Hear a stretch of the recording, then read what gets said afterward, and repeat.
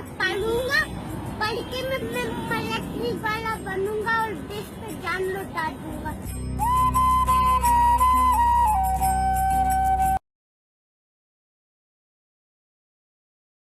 Okay students, आज हम लोग जानेंगे एसिड बेसिस एंड सॉल्ट्स के बारे में। तो क्या है एसिड बेसिस एंड सॉल्ट? देखिए, कोई भी कहानी है केमिस्ट्री में शुरू कहां से होगी? मैटर से।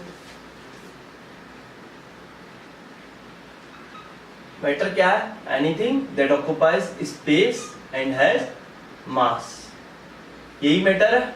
कोई भी चीज जिसके पास स्पेस हो और वो मास लेता हो वो मैटर है। इसको फिजिकली हम लोगों ने तीन तरह से डिवाइड किया गया था: सॉलिड, लिक्विड और गैस। केमिकली जब हम मैटर को डिवाइड करते हैं तो हम उसे डिवाइड करते हैं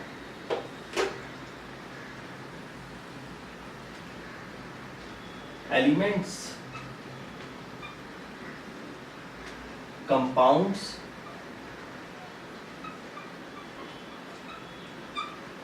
एंड मिक्सचर में। एलिमेंट्स को हम लोग डिवाइड करते हैं मेटल्स, नॉन मेटल और मेटेलॉइड्स के अंदर, जिसको हम की डिटेल में पढ़ते हैं मेटल्स एंड नॉन मेटल्स के चैप्टर में। मेटल्स,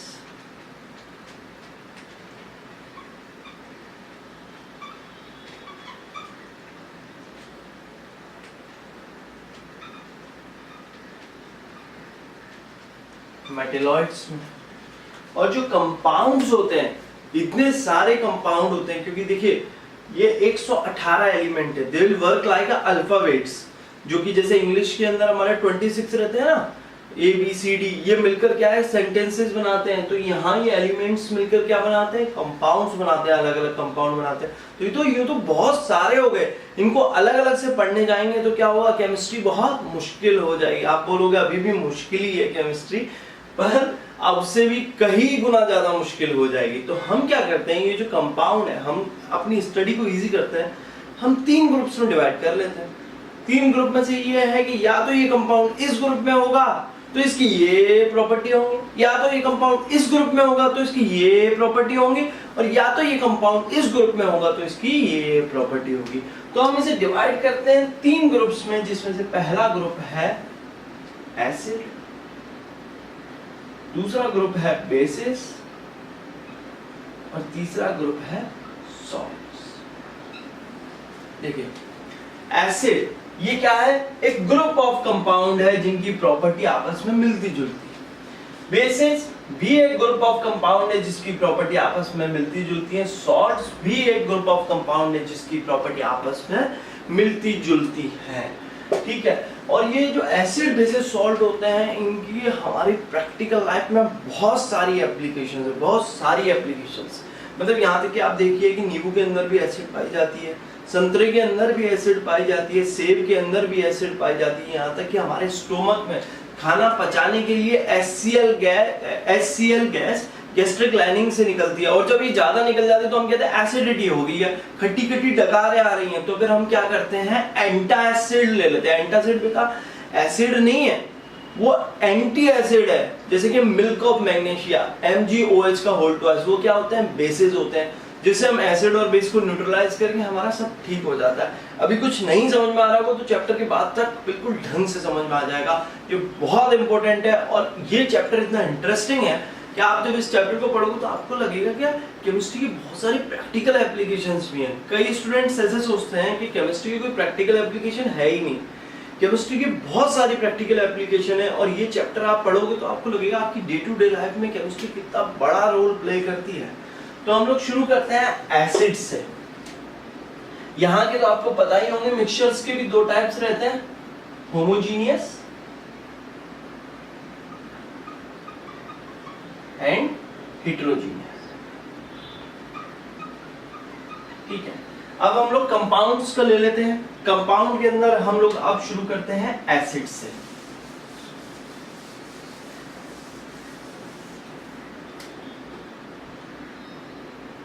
एसिड्स, ठीक है। एसिड क्या होता है? एसिड एक ग्रुप ऑफ कंपाउंड है, ठीक है। तो इसके अंदर मैं कुछ एसिड्स के नाम लिख देता हूं, जैसे कि HCl, H2SO4 HNO3। ठीक है, यह है हाइड्रोक्लोरिक एसिड।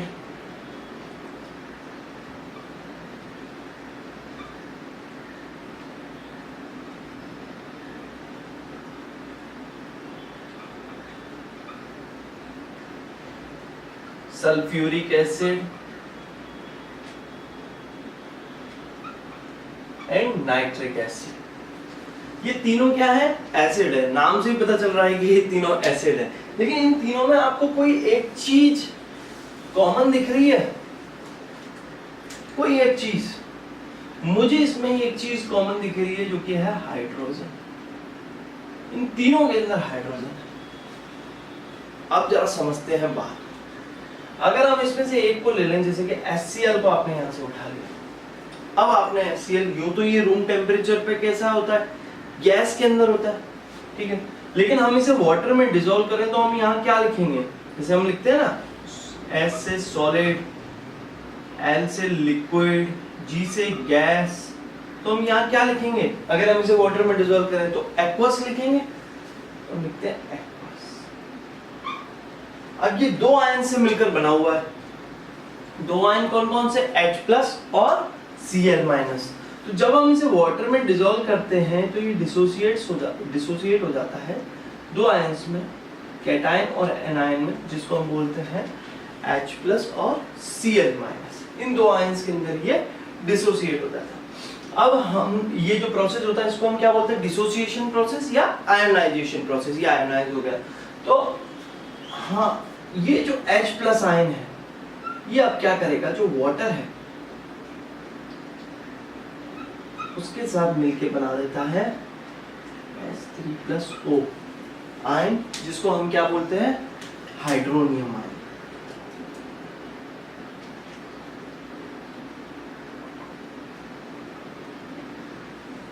तो एसिड क्या है?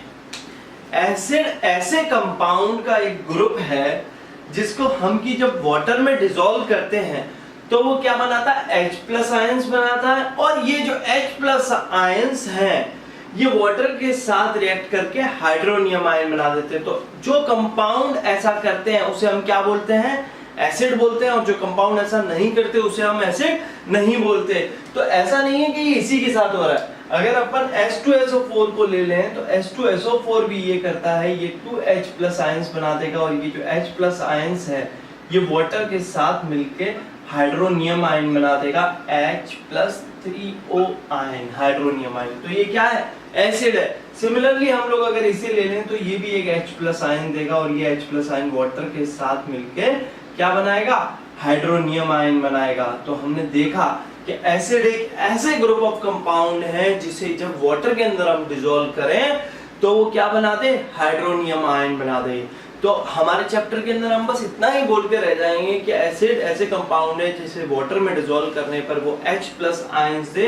ये ऑलरेडी अंडरस्टूड होगा कि वो वाटर के साथ रिएक्ट करके हाइड्रोनियम आयन बनाता है।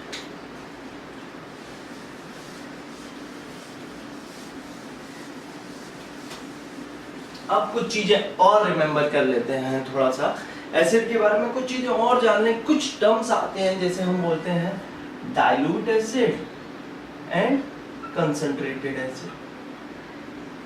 जब भी आप केमिस्ट्री की लैब पे जाओगे तो आप तरह तरह के एसिड्स देखोगे। किसी के सामने लिखा है डाइल्यूट, किसी के सामने लिखा है कंसंट्रेटेड। कंसंट्रेटेड वाले के पास आपकी केमिस्ट्री के टीचर आपको जाने ही नहीं देंगे, बोलेंगे नहीं इट्स वेरी डेंजरस। क्यों? क्या होता है कंसंट्रेटेड डाइल्यूट और कैसे ये स्ट्रॉन्ग और वीक से डिफरेंट है, इसे अभी अपन लोग जानते हैं। क्योंकि अक्सर ऐसा होता है एग्जाम में हम लोग स्ट्रॉन्ग और वीक को मर्ज कर जाते हैं, डाइल्यूट और कंसंट्रेटेड को। आज के बाद हम इस चीज को कभी भी मर्ज नहीं करेंगे। अब क्या होता है डाइल्यूट और कंसंट्रेटेड जानते हैं। देखिए बहुत सिंपल सी बात है, डी माने डालो। तो यहाँ क्या है? ज्यादा पानी जिसके अंदर डाला है वो क्या है? Dilute acid. और जिसके अंदर कम पानी है वो क्या है? कंसंट्रेटेड। यानी कि कहने का मतलब ये है जिस एसिड के अंदर, जैसे हमने अगर HCl लिया, HCl के अंदर अगर पानी हम लोग डाल रहे हैं तो हम क्या बोलते हैं? उसे हम डाइल्यूट कर रहे हैं। और अगर उसके अंदर कम पानी है तो हम क्या बोलेंगे, उसे कंसंट्रेटेड है। तो डाइल्यूशन प्रोसेस का मतलब होता है पानी ज्यादा डालना। तो डाइल्यूट माने ज्यादा पानी, कंसंट्रेटेड माने कम पानी। जिस एसिड में ज्यादा पानी है उसे हम क्या बोलेंगे, डाइल्यूट एसिड। जिस एसिड में कम पानी है उसे हम बोलेंगे कंसंट्रेटेड एसिड। अब देखो एसिड के अंदर पानी मिलाने के भी दो तरीके हैं।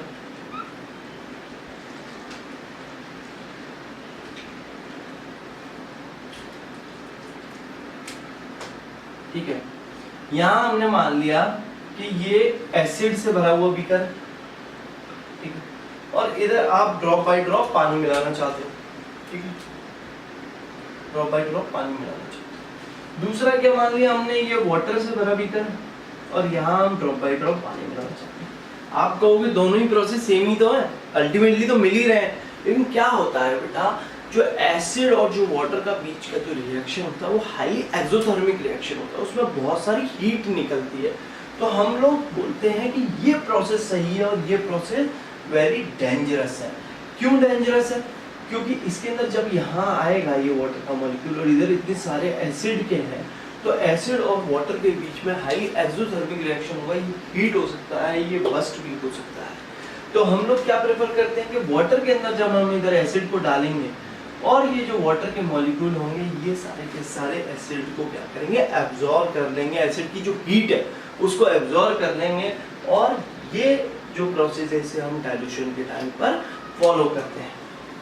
अब एक और चीज है, डाइल्यूट और कंसंट्रेटेड होने के बाद है strong and weak acid. Similar thing basis में भी अप्लाई होती है।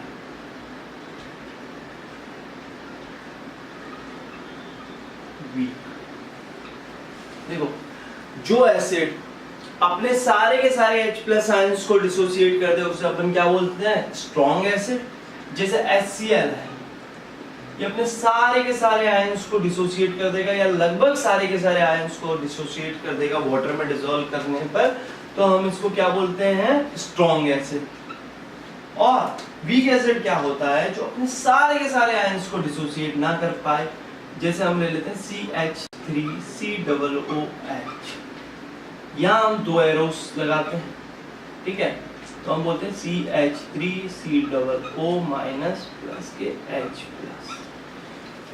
यहाँ ये अपने सारे के सारे आयंस को डिसोसिएट नहीं कर पाएगा, कुछ को कर पाएगा कुछ को नहीं कर पाएगा, तो हम इसको क्या बोल देंगे, वीक एसिड बोल देंगे। स्ट्रॉन्ग एसिड क्या होती है, जो कि अपने सारे के सारे आयंस या लगभग सारे के सारे आयंस को वाटर में डिसॉल्व करने पर डिसोसिएट कर दे, और जो अपने सारे के सारे आयंस को डिसोसिएट ना कर पाए उसे हम कहेंगे weak acid.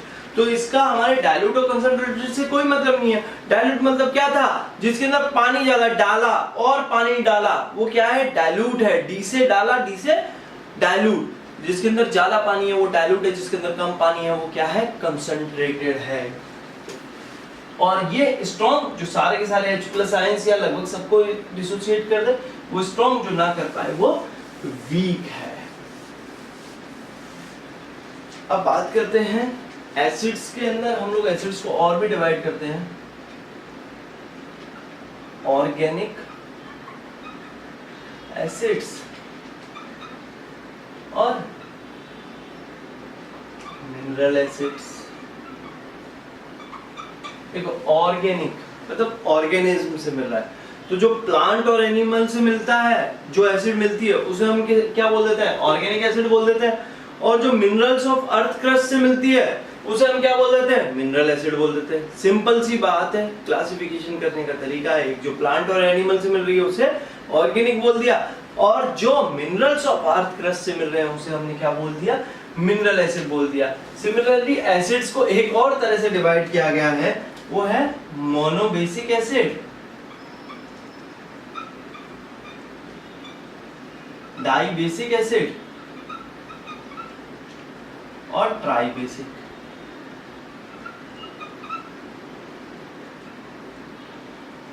Acid monobasic acid क्या है, जैसे हम लोग देखते हैं HCl, जो केवल अपना एक H+ आयंस को डिसोसिएट करे वाटर में डिसॉल्व करने पे, उसे हम क्या बोलते हैं, मोनोबेसिक बोलते हैं।